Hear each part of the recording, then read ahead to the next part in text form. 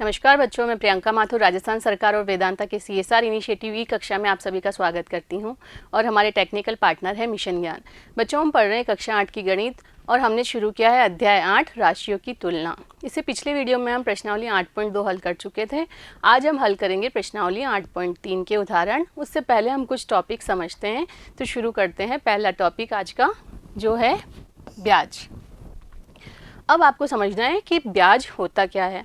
देखिए, यदि आप किसी बैंक से कुछ पैसे उधार लेते हो, माना कि आपने 1000 रुपये उधार लिए 1 साल के बाद, तो आपको साल भर के बाद आपको बैंक को कितनी राशि चुकानी होगी? सिर्फ 1000 रुपये नहीं चुकानी होगी, आपको कुछ ब्याज या कुछ राशि एक्स्ट्रा बैंक को देनी होती है। जो एक्स्ट्रा राशि आप देते हैं वही कहलाता है ब्याज।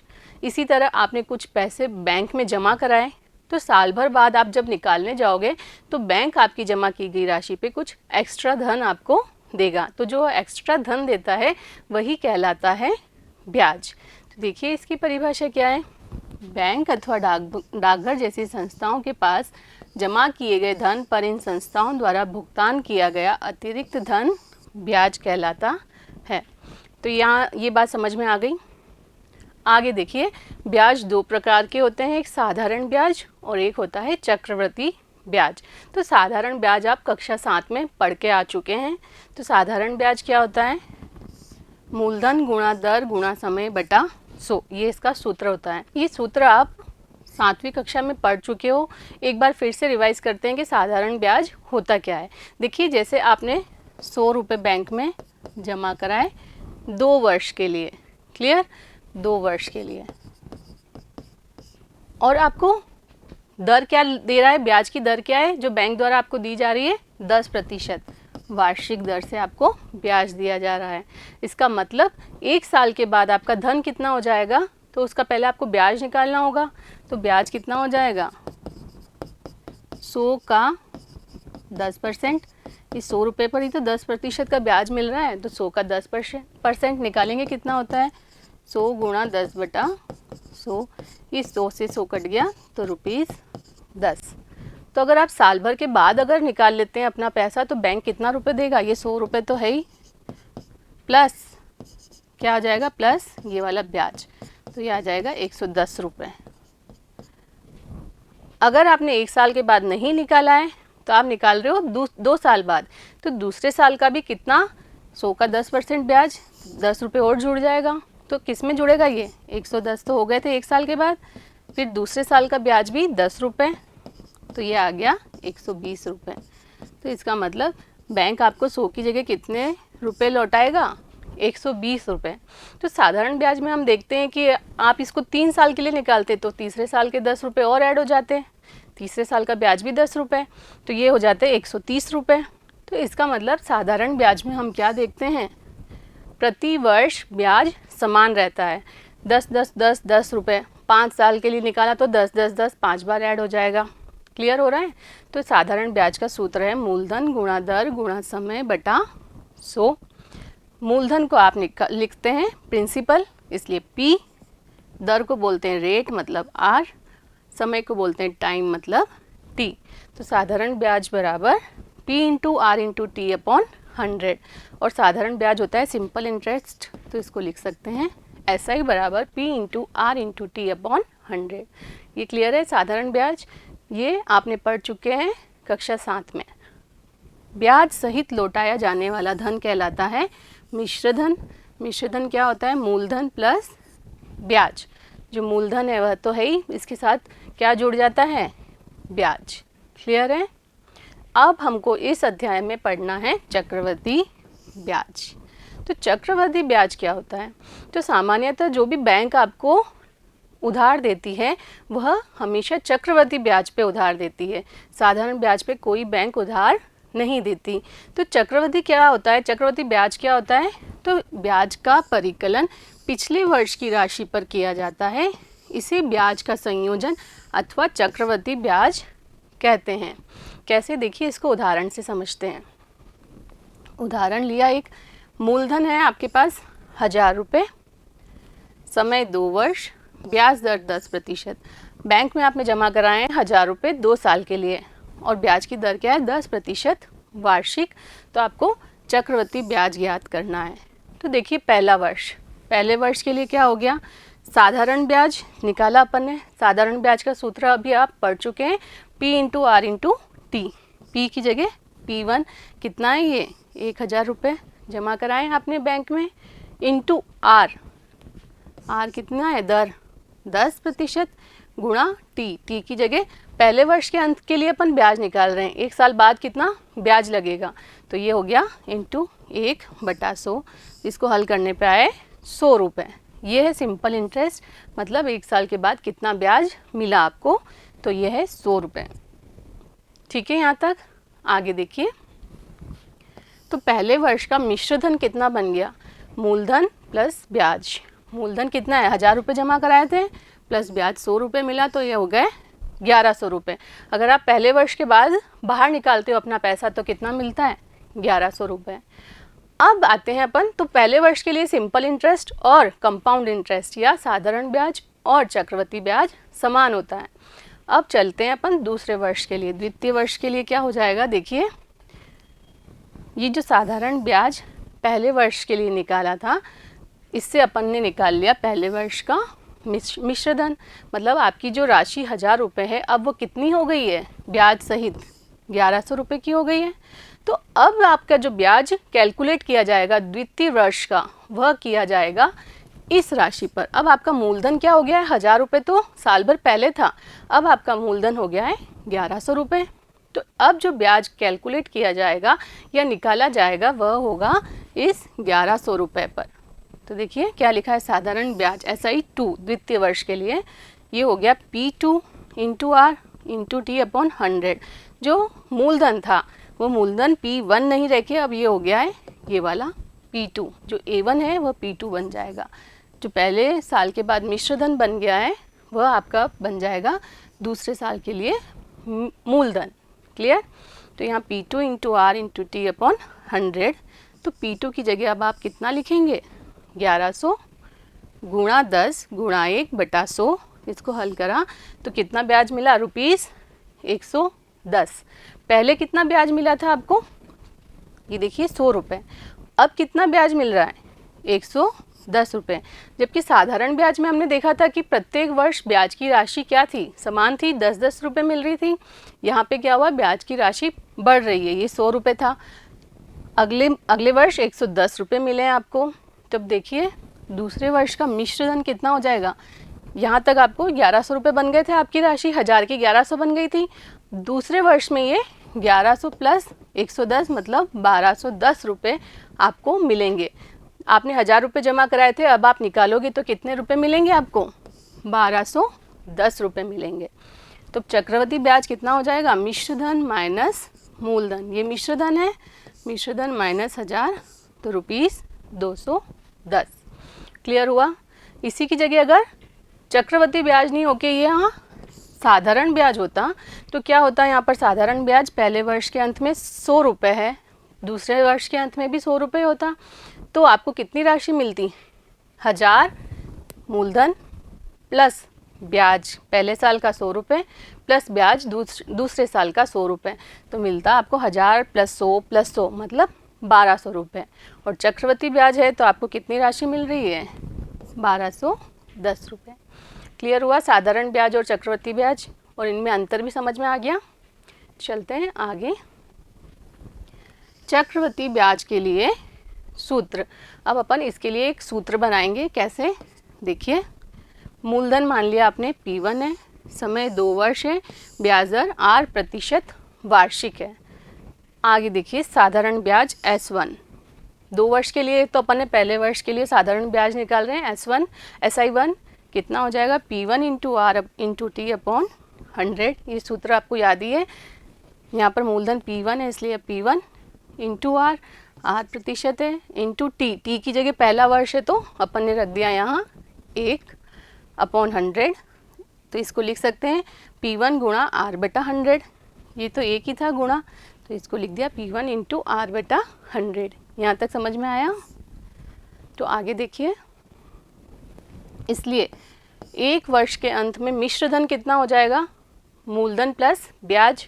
तो मूलधन कितना था P1 प्लस ब्याज कितना है SI1, P1 को तो ऐसे ही रहने दो, प्लस SI1 अभी निकाला है अपन ने, P1 गुणा R बटा 100, ये मान यहाँ रख दिया, P1 गुणा R बटा 100। अब देखिए इन दोनों पदों में क्या कॉमन है, P1 इधर भी है, P1 इधर भी है, तो ये P1 निकाल लिया अपन ने कॉमन। तो ब्रैकेट में क्या बच गया, यहाँ कुछ नहीं बचा, मतलब 1 प्लस P1 तो बाहर आ गया, क्या बचा है R बटा 100। क्लियर? तो ये बन गया है A1। तो ये जो A1 है वो दूसरे साल के लिए मूलधन बन जाता है, तो क्या आ जाएगा, ये A1 बराबर P2 बन जाता है। तो जब आपको निकालना है साधारण ब्याज दूसरे साल का SI2, तो क्या लिखते हैं आप, P2 into R into T, तो P2 की जगह क्या हो जाएगा, ये A1, तो क्या लिख दिया, P1 1 प्लस R बटा 100 इंटू R प्रतिशत, दर आपको R प्रतिशत दिए, इंटू T, एक साल के लिए और निकाल रहे हैं, अगले साल के लिए तो एक T की जगह 1 साल बटा 100। यहाँ तक समझ में आया?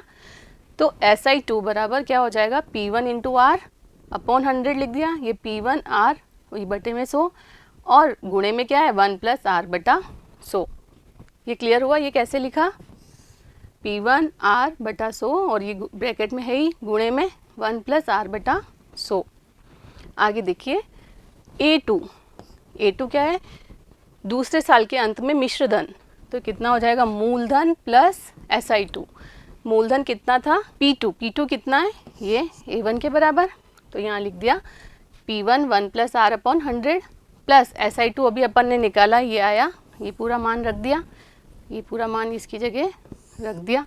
अब इन दोनों में क्या कॉमन है, देखिए P1 दोनों जगह 1 plus R upon 100, 1 plus R upon 100 यहाँ भी है, ये कॉमन निकाल लिया।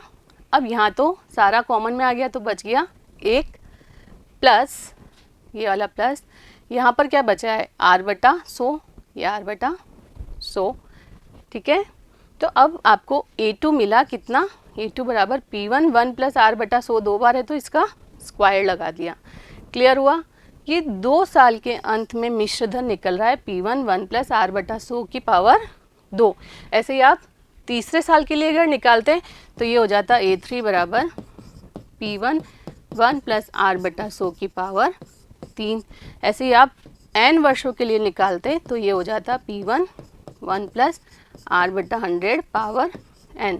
तो यहाँ से एक सूत्र निकलता है, वह सूत्र है चक्रवृद्धि ब्याज के लिए, सूत्र A बराबर P into 1 plus R upon 100 की पावर n, जहाँ A तो क्या है मिश्रधन, P क्या है मूलधन, R दर है और n समय वर्षों में। तो आपको चक्रवृद्धि ब्याज का ये वाला सूत्र याद रखना है। अब देखिए चक्रवृद्धि ब्याज बराबर क्या हो जाएगा, ये तो आपने निकाला है मिश्रधन, चक्रवृद्धि ब्याज निकालना है तो क्या हो जाएगा मिश्रधन माइनस मूलधन। जो इस सूत्र से मिश्रधन निकलेगा उसमें से आप मूलधन माइनस कर देंगे तो क्या मिल जाएगा आपको चक्रवृद्धि ब्याज। तो आपको ये सब समझना है कि सूत्र निकला कहाँ से, और याद तो आपको ये वाला सूत्र ही रखना है, इससे क्वेश्चन हल होंगे। क्लियर? चलते हैं आगे। ठीक है, दर का अर्धवार्षिक संयोजन, तो उदाहरण से समझते हैं। देखिए दिनेश ने 10% वार्षिक दर से 2 वर्ष अवधि के लिए 10,000 उधार लिए। यदि ब्याज का संयोजन अर्धवार्षिक होता है तो चक्रवृद्धि ब्याज आपको ज्ञात करना है। यहाँ पर क्या लिखा गया है कि ब्याज का संयोजन अर्धवार्षिक होता है। देखिए ये कैसे करते हैं, ये 2 वर्ष के लिए लिया है तो ये 0, ये 2 वर्ष, इनके बीच में ये आया 1 वर्ष। अर्धवार्षिक संयोजन हो रहा है ब्याज का, तो ये देखिए ये 0, ये अर्धवार्षिक मतलब ये 6 माह हुए, फिर आया 1 साल, 1 साल के बाद आएगा 1.5 साल और फिर 2 वर्ष।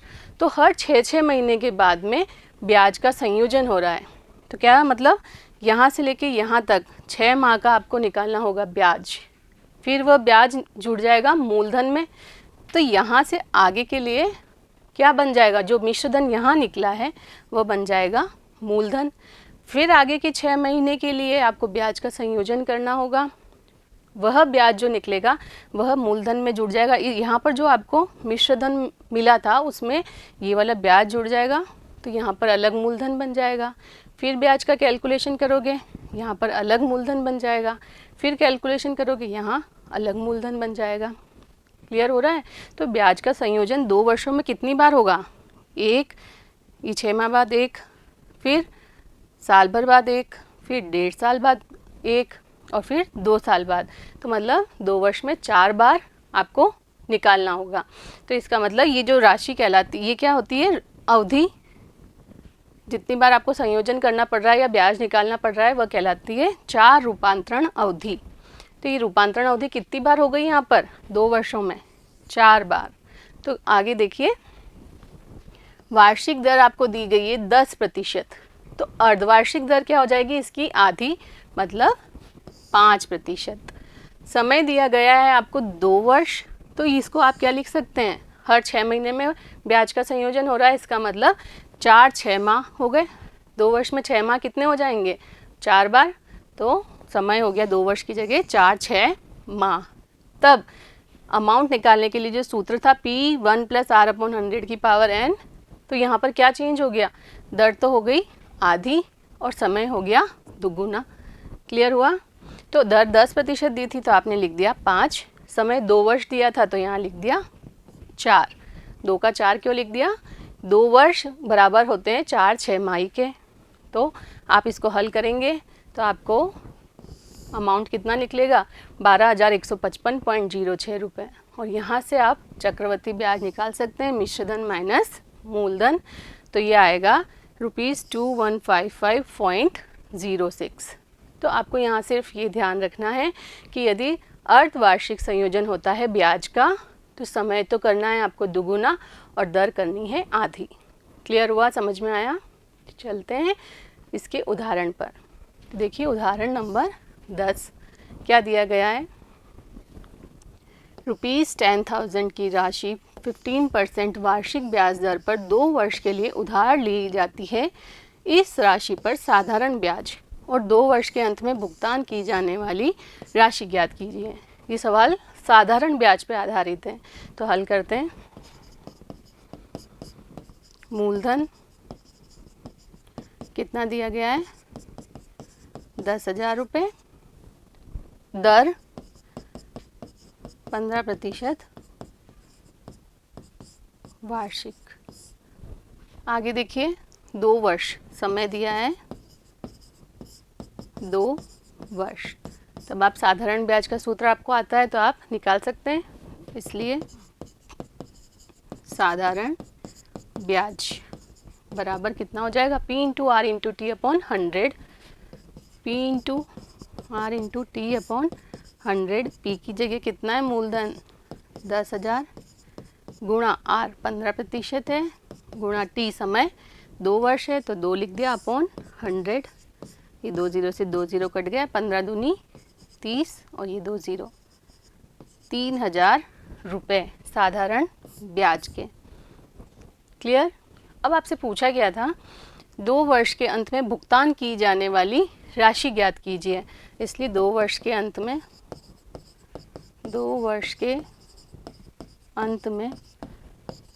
भुगतान की जाने वाली राशि कितनी हो जाएगी, 10,000 में क्या जुड़ जाएगा, 2 साल का साधारण ब्याज कितना निकला है, 3,000, तो कितना हो जाएगा 10,000 + 3,000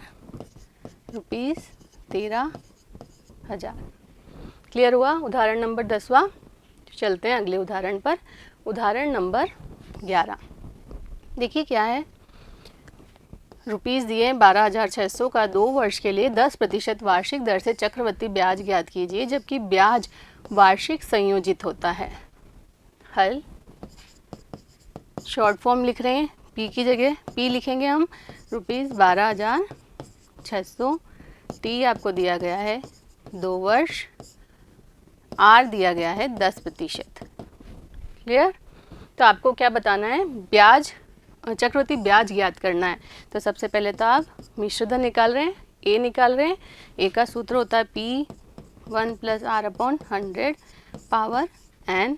P की जगह आ जाएगा 12,600, 1 + R की जगह 10/100, n की जगह 2। यहाँ तक समझ में आया। तो करते हैं आगे हल। A बराबर, देखिए 12,600 तो था ही, एलसीएम ले लेंगे यहाँ पर 100, इसके बटे में कुछ नहीं है तो 1 लिख दिया, 100 में 1 का भाग लगाया तो प्राप्त हुआ 100, 100 गुणा 1, तो ये हो गया 100 प्लस ऊपर यहाँ पर कितना है, 100 में 100 का भाग लगाया तो आया 1, 1 गुणा 10, 10, ये कर दिया स्क्वायर। हल करते हैं, 12,600, ये कितना हो गया 110/100, और ये क्या है स्क्वायर है तो 2 बार लिखना पड़ेगा 110/100। समझ में आया? देखिए आगे कुछ कट रहा है क्या, ये 2 0 से 2 0, ये 1 से 1, तो क्या हो गया 126 गुणा 11 गुणा 11 आप जानते ही हैं 121 होते हैं। तो हल करते हैं आगे, देखिए 126 गुणा 121, 126 गुणा 121 कितना आ जाएगा, 6 2 1, 6 दूनी 12, 2 दूनी 4 और 1 5, 2 एकम 2, यहाँ आ जाएगा 6 2 1, 6 4 6 और 5 11, 11 और 1 12, 2 2 4 और 1 5 और ये 1 15246, यह आया 15246 रुपये। क्लियर? और आपको पूछा गया था चक्रवृद्धि ब्याज ज्ञात करना है, तो इसलिए चक्रवृद्धि ब्याज या क्या लिख सकते हो आप, कंपाउंड इंटरेस्ट CI बराबर कितना हो जाएगा, A माइनस P, मिश्रधन माइनस मूलधन। मिश्रधन कितना है 15,246 माइनस 12,600 मूलधन। माइनस कर सकते हैं आप, 6 में से 0 गया तो 6, 4 में से 0 गया तो 4, 12 में से 6 गए तो 6, यहाँ हो गया 4, 4 में से 2 गए तो 2, तो ये क्या राशि आ गई आपके पास, चक्रवृद्धि ब्याज कितना लगा 2,646 रुपये। क्लियर? चलते हैं अगले उदाहरण पर। उदाहरण नंबर 12, देखिए क्या है, यदि ब्याज का संयोजन अर्धवार्षिक होता है तो 1.5 वर्ष के लिए 10% वार्षिक दर पर उधार लिए गए 12,000 के कर्ज का भुगतान करने के लिए कितनी राशि देनी होगी। तो करते हैं इसका हल। देखिए क्या दिया गया है 12,000, तो P की जगह आप लिख देंगे ₹12,000।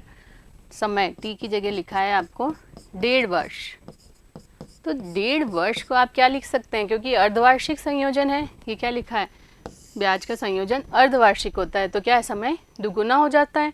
तो 1.5 वर्ष में कितनी 6 माही आएगी, 3, तो 3 6 माह। क्लियर?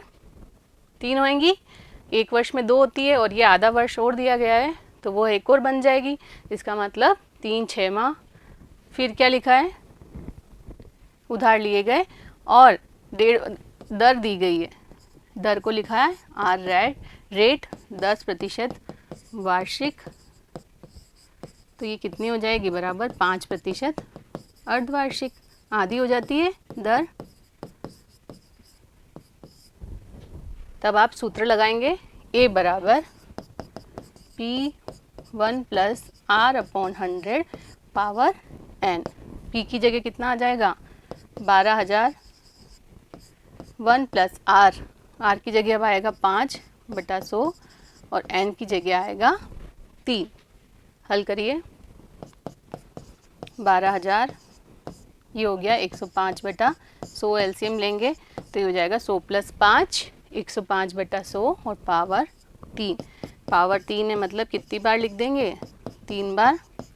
105/100 गुणा 105/100 गुणा 105/100, काटते हैं, कुछ कट रहा है तो 5 दूनी 10 0, 5 दूनी 10, 5 एकम 5, फिर कटेगा 20 और ये 21, फिर कटेगा 20 और ये 21, और कुछ कट रहा है 1 2 3, 1 2 3, 2 से कटा 6, फिर ये 2 कटा यहाँ आ गया 3, तो क्या बच गया देखिए 3 गुणा 21 गुणा 21 गुणा 21 बटा कितना बचा है 1, 2 ही तो बचा है। तो देखिए क्या उत्तर आता है 21 गुणा 21, तो यहाँ करते हैं 21 गुणा 21 कितना आता है 1 2 2 और ये 4, ये आएगा 441। 21 का वर्ग आपको याद भी होगा 441, इसमें फिर 21 का गुणा होगा तो ये आ जाएगा 288, ये आ गया 9261। इसमें एक और गुणा अभी बाकी है, किसका गुणा करना बाकी है? 3 का। तो ये आ गया 3 एकम 3, 6 तिया 18, 3 दूनी 6 और 1 7 और 9 तिया 27। ये आ रहा है 27783/2। करते हैं भाग, 2 एकम 2, 2 तिया 6, कितना बच गया? 1 बच गया, ये हो गया 17। तो 2 अट्ठे 16, कितना बच गया?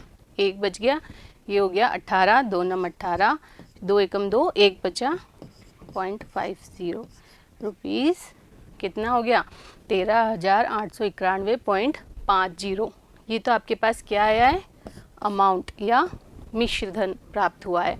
और आपको पूछा क्या था? कितनी राशि देनी पड़ेगी? मिश्र धन ही पूछा है, तो आपका उत्तर आ गया 13,891.51। और था लिया कितना था आपने? 12,000 रुपये। क्लियर? समझ में आया? उदाहरण नंबर 12। चलते हैं अगले उदाहरण पे। उदाहरण नंबर 13। देखिए क्या दिया गया है। 10,000 की राशि का 1 वर्ष 3 महीने के लिए 8.5% वार्षिक दर से निवेश करने पर चक्रवृद्धि ब्याज ज्ञात कीजिए, जबकि ब्याज वार्षिक संयोजित होता है। तो देखिए इस प्रश्न में क्या करना होगा। हल, आपको P दे रखा है 10,000 रुपये,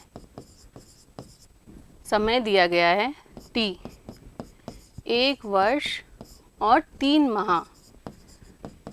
अब इसको पहले तो 3 माह को वर्षों में बदलना होगा। कैसे बदलेंगे? तो देखिए 1 वर्ष तो है ही, 3 माह को लिख सकते हैं 3/12 वर्ष। तो ये कितना हो जाएगा? देखिए 1 वर्ष तो था ही, ये प्लस 3 माह को बदल दिया अपन ने वर्ष में। वर्ष में बदलने के लिए क्या करना होता है? आपको जितने भी माह दिए गए हैं डिवाइडेड बाय 12 करना होता है। क्यों? क्योंकि एक वर्ष में 12 महीने होते हैं। तो डिवाइड करते हैं, 3 एकम 3, 3 चौक 12। तो कितना आ गया? 1 वर्ष प्लस 1/4 वर्ष। तो इसको क्या लिख सकते हैं? 1 सही 1/4 वर्ष लिख सकते हैं। 1 वर्ष में 1/4 वर्ष भी आपने जोड़ दिया, तो ये आ गया 1 सही 1/4 वर्ष।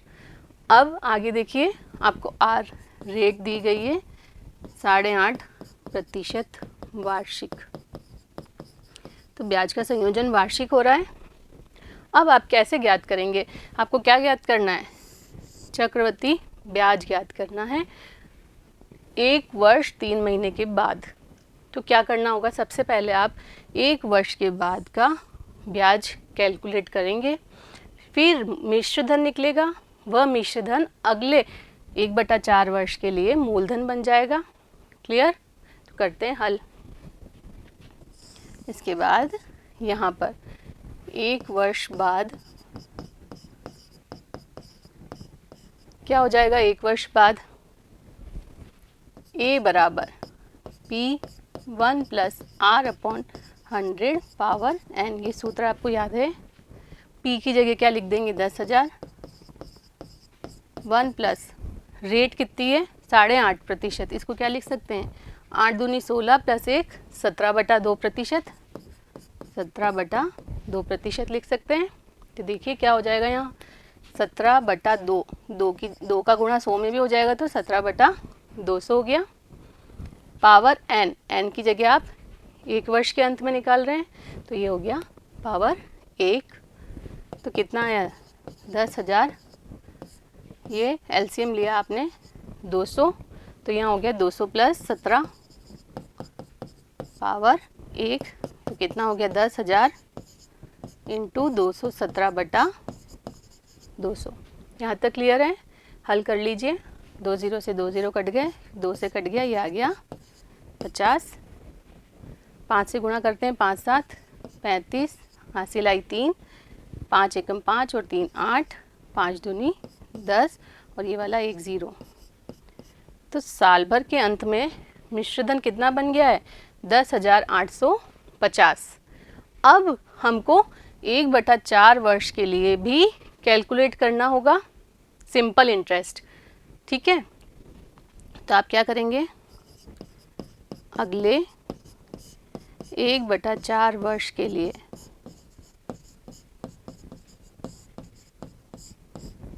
साधारण ब्याज निकाल लेते हैं। तो क्या हो जाएगा? साधारण ब्याज बराबर, ये जो आया है मिश्र धन साल भर के बाद, 1 साल के बाद, वह बन जाएगा मूलधन।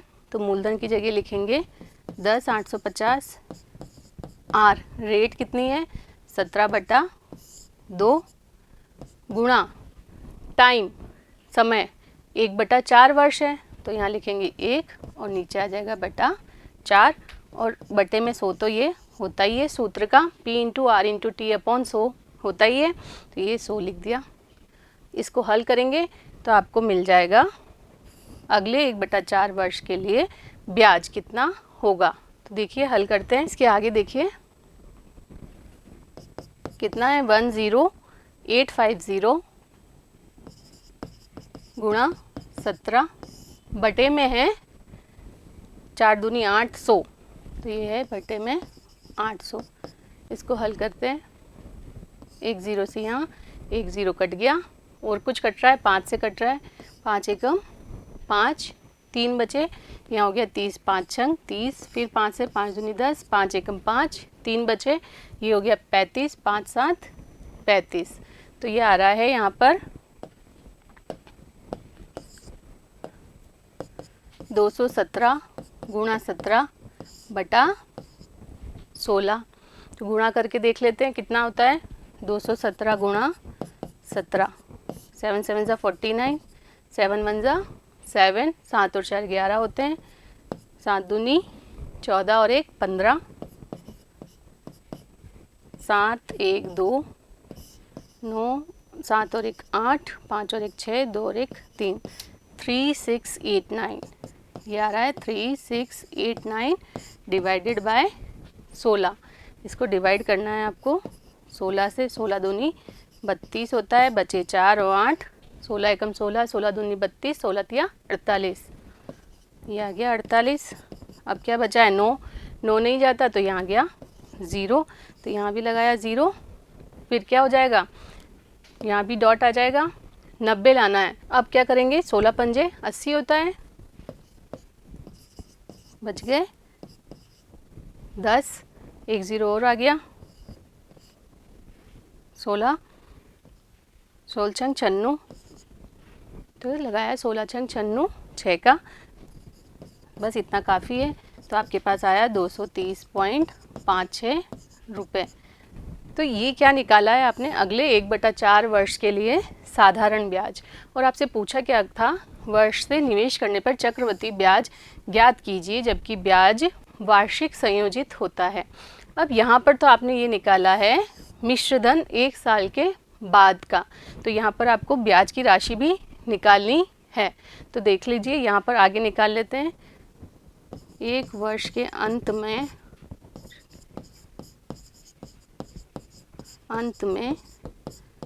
चक्रवृद्धि ब्याज बराबर कितना हो जाएगा। देखिए जो मिश्रधन निकला था 10,850, 10,850 माइनस मूलधन 10,000, तो ये कितना आ गया रुपीज़ 850 रुपये। तो ये तो है 1 साल के बाद ब्याज की राशि, और ये जो निकली है वह है 1/4 वर्ष के बाद ब्याज की राशि। इसलिए आप क्या लिख देंगे, ये आपका रफ वर्क है, इसलिए 1 से 1/4 वर्ष के अंत में चक्रवृद्धि ब्याज बराबर कितना हो जाएगा, ये 850 पहले वर्ष के अंत में प्लस ये 230.56 1/4 वर्ष के अंत में ब्याज की राशि। तो कितना आ जाएगा देखिए, ये 0, 5 और 3 8, 8 और 2 10.56 रुपीज़। तो जो आपको पूछा था कि 1 वर्ष 3 माह के बाद कितना चक्रवृद्धि ब्याज ज्ञात करना था, तो वो हमने निकाल लिया, वो आया इतना। ये था आपका उदाहरण नंबर 13। समझ में आया? चलते हैं अगले उदाहरण पर। उदाहरण नंबर 14 क्या दिया गया है देखिए। वर्ष 1997 के अंत में किसी शहर की जनसंख्या 20,000 थी। इसमें 5% वार्षिक दर से वृद्धि हुई। वर्ष 2000 के अंत में उस शहर की जनसंख्या ज्ञात कीजिए। तो देखिए क्या होगा हल। पहले इसको समझते हैं। 1997 के अंत में, मतलब 1998 की स्टार्टिंग में, 1998 की शुरुआत में जनसंख्या कितनी थी? 20,000। अब ये क्या बोल रहा है कि 5% वार्षिक दर से वृद्धि हुई। तो 98 के अंत में जनसंख्या कितनी हो जाएगी? 20,000 का 5% ऐड हो जाएगा। 20,000 का 5% ऐड होने के बाद जो जनसंख्या बचेगी वह तो क्या हो जाएगी? 1998 के अंत में, मतलब 1999 के स्टार्टिंग में। फिर उसका 5% और ऐड होगा, तब आपके पास आ जाएगी 1999 के अंत की जनसंख्या। फिर आगे के साल का आपको निकालना है तो उसका 5% ऐड करना होगा। तो इसका मतलब कौन सा प्रोसीजर चल रहा है? चक्रवृद्धि ब्याज का ही सेम प्रोसीजर चल रहा है। तो उसके लिए जो हमने सूत्र निकाला था वह यहाँ पर लगाया जा सकता है। क्लियर? तो यहाँ पीक तो हो जाएगा, ये स्टार्टिंग में जो जनसंख्या है 20,000, वही आपको यहाँ रेट कितनी दी गई है? 5% वार्षिक। और समय कितना दिया गया है? टी। 1997 से 2000। तो देखिए 97 का अंत, फिर 98 का अंत, फिर 99 का अंत, और 2000 के अंत में उस शहर की जनसंख्या पूछी गई है। तो इसका मतलब कुल जनसंख्या कितने वर्ष के बाद में पूछी गई है? 3 वर्ष के बाद। तो आगे आप लिख सकते हैं, इसलिए वर्ष 2000 के अंत में जनसंख्या कितनी हो जाएगी? सूत्र लग जाएगा P1 + R/100 पावर n। तो P की जगह यहाँ पर आएगा 20,000, 1 + R कितना है? 5/100, और n की जगह आया 3। आगे देखिए बराबर कितना हो जाएगा? 20,000 और ये हो गया 105। एलसीएम लेने पर कितनी बार लिखना होगा? क्यूब है तो 3 बार। हल करते हैं 5 से। ये 21, ये 20, ये 21 और ये 20। कुछ और कट रहा है क्या? 1 2 3, 1 2 3, 2 से काटा ये हो गया 10, फिर 2 से काटा 5। तो क्या आ गया? 5 × 21 × 21 × 21 बटा 2। हल कर सकते हैं इसको। 21 का स्क्वायर आपको पता ही है 441, गुणा एक बार और 21 का करना है, तो ये कितना आ जाएगा?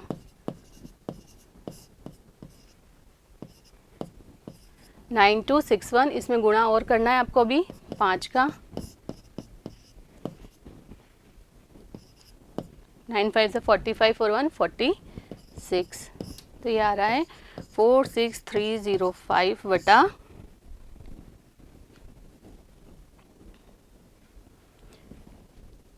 2।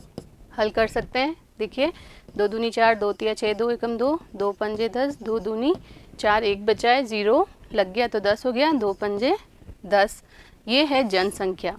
कितने आई? ये रफ वर्क है 23,152.5। अब जनसंख्या 0.5 में नहीं हो सकती, इसलिए क्या लिखेंगे? इसलिए लगभग जनसंख्या, लगभग जनसंख्या कितनी हो जाएगी? 23153। आगे की संख्या लिख देंगे। 0.5 है, 52 के बाद आता है 53, इसलिए हो गया 23,153। क्लियर हुआ?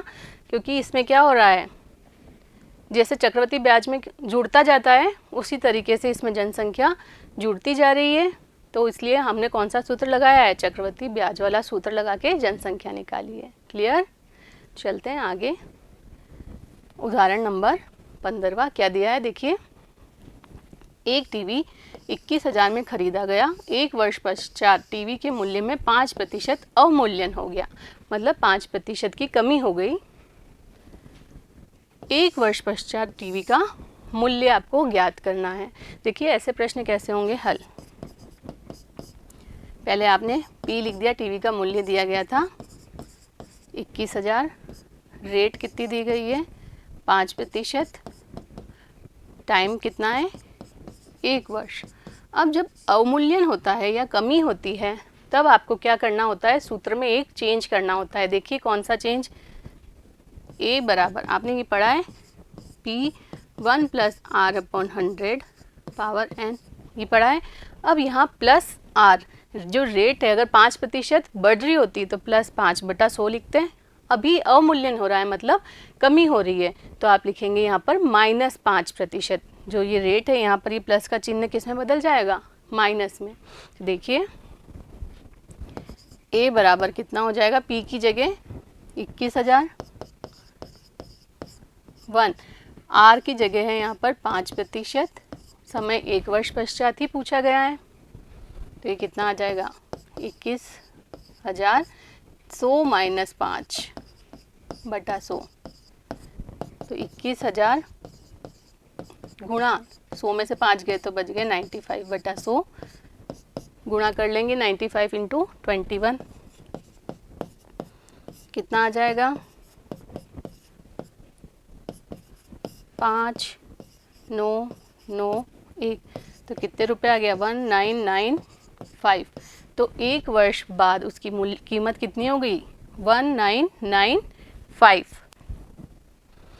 और ये एक ज़ीरो भी है तो 19,950 रुपये, क्योंकि उसके मूल्य में क्या हो गई, कमी हो गई। और 5% अवमूल्यन हो गया मतलब कमी हो गई। तो आपने जो चक्रवृद्धि ब्याज का सूत्र था उसी की सहायता से क्या निकाल लिया, 1 वर्ष पश्चात टीवी का मूल्य। सिर्फ आपको क्या करना है, दर के साथ माइनस ले लेना है क्योंकि कमी है, और फिर हल कर लेना है। क्लियर, समझ में आया उदाहरण नंबर 15वां। तो उम्मीद करती हूँ ये सारे उदाहरण आपको अच्छे से समझ में आए होंगे। अगले वीडियो में मिलते हैं हम प्रश्नावली के सवालों के साथ, तब तक जुड़े रहिए। धन्यवाद।